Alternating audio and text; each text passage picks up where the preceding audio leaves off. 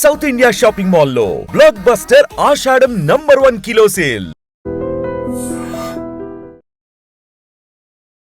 నమస్కారం, welcome to I dream. ధర్మ మార్గం విత్ విజిత కార్యక్రమానికి స్వాగతం. ప్రస్తుతం మనతో పాటు ఉన్నారు ప్రముఖ ఆధ్యాత్మికవేత్త శ్రీ విద్యా ఉపాసకులు శ్రీమతి జయప్రద గారు. ఇప్పుడు వారితో మాట్లాడి మరిన్ని విషయాలు తెలుసుకుందాం. అమ్మ నమస్తే. నమస్తే అమ్మ, శ్రీమాత్రే నమః. అమ్మ, కొబ్బరికాయ లేనిదే పూజ అనేది పూర్తే అవ్వదు. మనం ఏ పూజ చేసినా కూడా, ఎటువంటి శుభకార్యాలు చేసినా కూడా ఖచ్చితంగా ముందర ప్రారంభించే ముందో చివరనో ఖచ్చితంగా కొబ్బరికాయ అనేది కొడుతూ ఉంటారు. కానీ ఈ కొబ్బరికాయ విధానం కూడా ఒక్కొక్క తంతుని బట్టి ఒక్కొక్క రకంగా ఉపయోగిస్తారు. దీని వెనకాల కూడా ఏమైనా ఆంతర్యం ఉందా? అంటే ఉదాహరణకి ఇప్పుడు వివాహంలో అయితే కొబ్బరి బోండం చేతిలో పట్టుకొని తీసుకెళ్లే విధానం ఉంటుంది, మనం పూజల్లో అయితే కొట్టే విధానం ఉంటుంది, కలశంలో అయితే చెంబు పైన పెట్టి ఆరాధించే విధానం, ఒక్కొక్కటి ఒక్కో రకంగా. వాటి గురించి తెలియజేయండి అమ్మా. తప్పకుండానన్నా.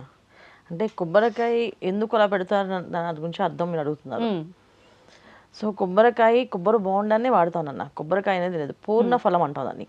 పూర్ణ ఫలం అంటే పూర్ణంగా దాంట్లో సహజసిద్ధంగా నీళ్లు, పవిత్రమైన జలం ఉంటుంది ఏంది, శుద్ధమైన మనకి శుద్ధ జలం అంటాం దాన్ని. అది ఎలా వస్తాయి, ఎలా సృష్టించారంటే, ఈ సృష్టించినప్పుడు అందరూ మానవులందరూ సృష్టించినప్పుడు ఈ మానవులకు ఆహారం కావాలి కదా. సో ఆహార నియమాల్లో కొంతమంది తపోశక్తితో కొన్ని సృష్టించారు.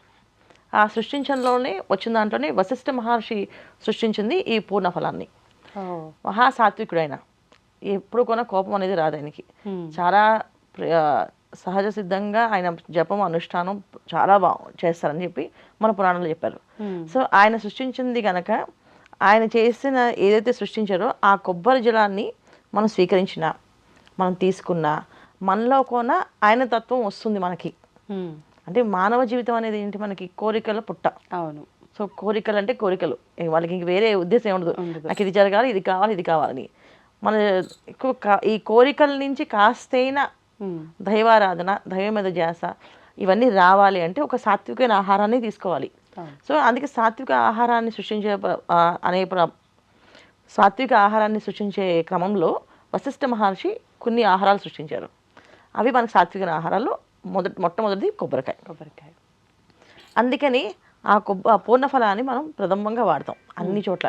ఎందుకంటే ఎదుటి వాళ్ళతో మనం మాట్లాడాలన్నా అది మన చేతిలో ఉండగానే ఆయన గుణం మనకు కొంచెం వస్తుంది.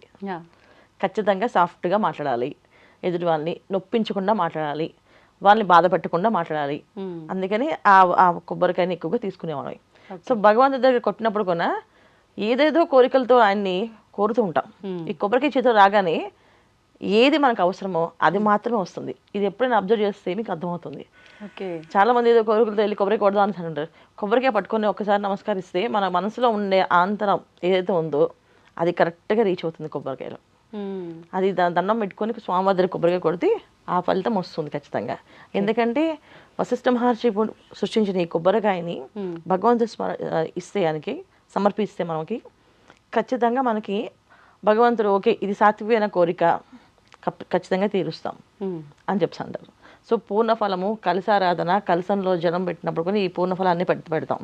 అన్ని చోట్ల కొబ్బరి బొండమే. కొబ్బరికాయ అనేది ఒక మనం కోరికను తీర్చేటప్పుడు ఏంటంటే, ఇది కూడా ఏంటంటే మన వాళ్ళు పెద్దవాళ్ళు చేశారు. పూర్వం అయితే కొబ్బరి బోండాన్ని నైవేద్యంగా పెట్టేవాళ్ళు, కొబ్బరి జలంతో అభిషేకం చేసేవాళ్ళు. కొబ్బరి జలం అంటే కొబ్బరి బోండంలో జలంతో చేశారు అభిషేకం. ఈ కాయ కొట్టడం అనేది ఇక్కడ ఎలా వచ్చింది అంటే, మనం బలిదానాల్లోనే వచ్చాయి అమ్మవారికి, కూష్మ బలిదానం చేస్తాం. అలాగే కొబ్బరికాయను కొడితే మనలో ఉన్న అహంకారాన్ని తొలగిపోతుందని మీరు అది పీకి మొత్తం మంచి అయితే తీపించేవాళ్ళు. ఇప్పుడంటే తీసి మన షాపుల్లో అవైలబుల్గా అమ్ముతున్నారు. పూర్వం ఏంటంటే ఒకసారి మీరు తీయండి, దాని కష్టం తెలుస్తుంది. అప్పుడు తీసినప్పుడు ఒక కొబ్బరికాయని మనం తెచ్చుకోవాలంటే ఇంత కష్టపడాలి అని తెలిసినప్పుడు రేపు మన కోరికను తీర్చాలంటే భగవంతుడు ఎంత కష్టపడతాడు అని అర్థం అనమాట. పెద్దవాళ్ళు మనకు అర్థం చేసేది ఏంటంటే, ఈ కొబ్బరికాయ పీచి తీయడానికి ఎంత కష్టపడ్డారు, అది మరి మీరు ఏదైనా బలమైన కోరిక కోరితే భగవంతుడు ఎంత కష్టపడతాడు ఆ కోరిక మీకు ఇవ్వడానికి. ఫస్ట్ మీరు నేర్చుకోవాల్సింది ఏంటంటే, ఆ కోరిక మీకు ఎంతవరకు అవసరము, ఆ కోరిక మీకు మీ సమాజానికి అంటే మీకు మీ కుటుంబానికి సమాజానికి ఏమైనా ఉపయోగపడే కోరిక, అది భగవంతుడు చేస్తాడు. లేదు నాకు మాత్రమే స్వార్థమైన కోరికలు ఉన్నాయనుకోండి, ఆ కోరికల్ని తొలగిస్తుంది. ఆ కొబ్బరికాయ పట్టుకొని అసలు అలాంటి కోరికలు కోరకూడదని అది తీసేస్తుంది అనమాట. సో పూర్ణంగా మనం పరిపూర్ణంగా భగవంతుడు కోరుకోవడానికి ఈ పూర్ణ ఫలాన్ని పట్టుకొని చేస్తాం. అందుకే కొబ్బరికాయ లేని పూజ అనేది ఎక్కడా ఉండదు.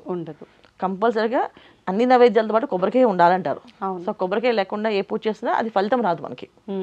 ఖచ్చితంగా కొబ్బరికాయ ఖచ్చితంగా ఉండాలి. అంటే పూర్ణఫలం కంపల్సరీగా ఉండాల్సిందే.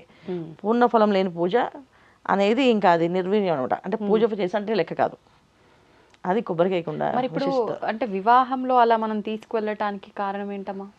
వశిష్ఠ మహర్షి ఎంత సాత్విక గుణతత్వమైంది, అంత సాత్వికంగా ఇద్దరు ఒకరినొకరు అర్థం చేసుకోవాలి. అంటే ఆ కుటుంబంలో పెరిగే వాతావరణం వేరు, ఈ కుటుంబంలో పెరిగిన వాతావరణం వేరు. ఇద్దరు కలిసి ఒకే ప్రయాణంలో ఒకటిగా, అంటే భార్యాభర్తలు అనేది ఇక్కడ ఇద్దరైనా అక్కడ మాత్రం ఒకటి, శరీరాలు వేరు, మనసు ఒకటి. సో ఎప్పుడైతే జీలకర్ర బెల్లం పెట్టుకుంటారో వీళ్ళిద్దరూ, ఇంకా అక్కడి నుంచి మన ఇద్దరి కష్టము ఒకటే, ఇద్దరిది సుఖం ఒకటే, ఇద్దరిది కామ్యం ఒకటే. అంటే ఇద్దరు గమ్యాలు ఒకటే. అంటే తను చేసినా తిను చేసినా ఏ కోరినా అది ఇద్దరికి కుటుంబానికి మంచి చేసేది మేలు చేసేది మాత్రమే కావాలని చెప్పి ఆ పూర్ణ ఫలం అనేది కంపల్సరీ పెడతారు. కొబ్బరి బొండం అనేది ఖచ్చితంగా అలా తీసుకుంటే ఇద్దరు మనసులో కోరికలు ఒకటిగా ఉండి వాళ్ళు అంత భార్యాభర్తలు ఇద్దరు అన్యోన్య దాంపత్య జీవితం ఉంటుందని చెప్పి ఆ పూర్ణ ఫలాన్ని పెడతారు అక్కడ. ఈ పూర్ణ ఫలం అనేది వివాహాల్లోనే కాదు, ఇప్పుడు మన ఎదురు వచ్చే పెద్ద పెద్ద వాళ్ళకున్న స్వాగతం సుస్వాగతం అని చెప్తూ పూర్ణ కుంభాలతో ఎదురొస్తుంటారు జగద్గురువులకి, పీఠాధిపతులకి, ఇంకా చాలా మందికి. అంటే మనకి అంటే వీళ్ళు చాలా పెద్దవాళ్ళు గొప్పవాళ్ళు అనుకునే వాళ్ళకి పూర్ణఫలంతో ఎదురొస్తారు. ఎందుకంటే దీనికి మించిన వేరే ఇంకేది లేదు, ఇదే మొత్తం అనమాట.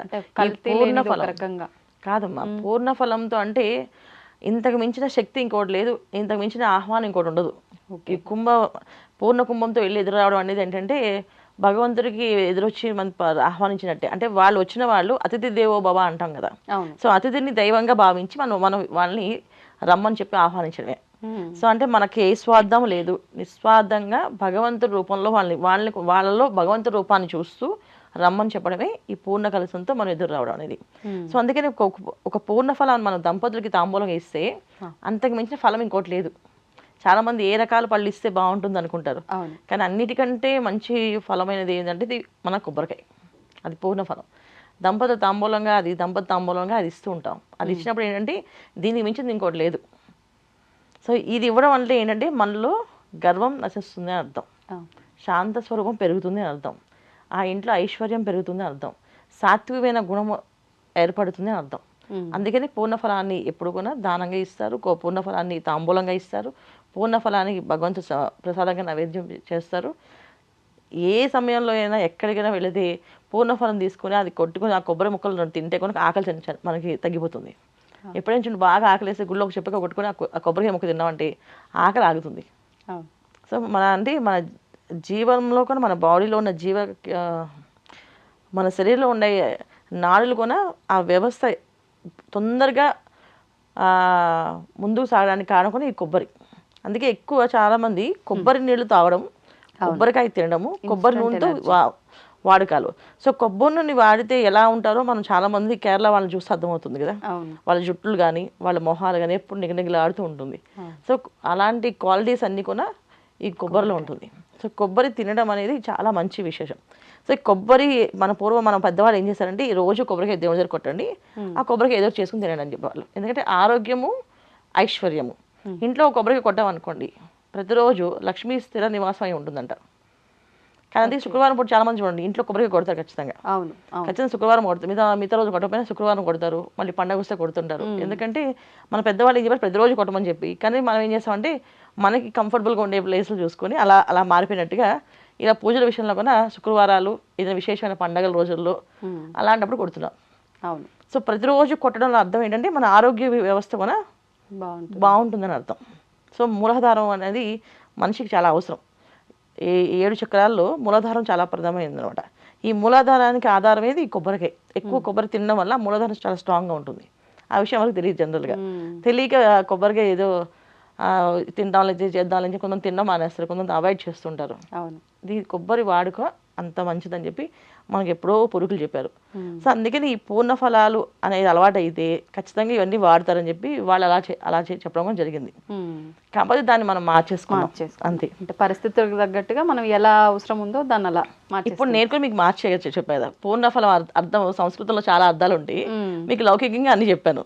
ఎందుకంటే జనాలకి లౌకికం కావాలి. ఇప్పుడు పూర్ణ అర్థాలు సంస్కృత అర్థాలు చెప్పాను అనుకోండి, సో వాళ్ళకి ఏం అర్థం అవుతుంది.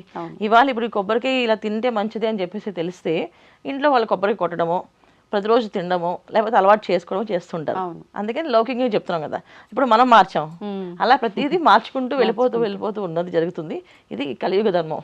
ధన్యవాదాలమ్మా. నమస్తే అమ్మా. శ్రీమాత్రే నమః. శ్రీమాత్రే నమః. తవ్వండి, తవ్వుతూనే శివలింగం. సరే దాన్ని అట్లా కప్పేసేయండి, చూపించదండి. Krishna is there. మూర్తి పూజ కాదు, సాక్షాత్ బ్రజేంద్ర నందన భగవాన్ ఉన్నారు మూర్తిలో. ఏమీ ఆశించకుండా ఆరాధించే వాళ్ళు కూడా ఉన్నారా ప్రభుజీ? నిజమైన భక్తి అంటే మనకు తెలియదు కాబట్టి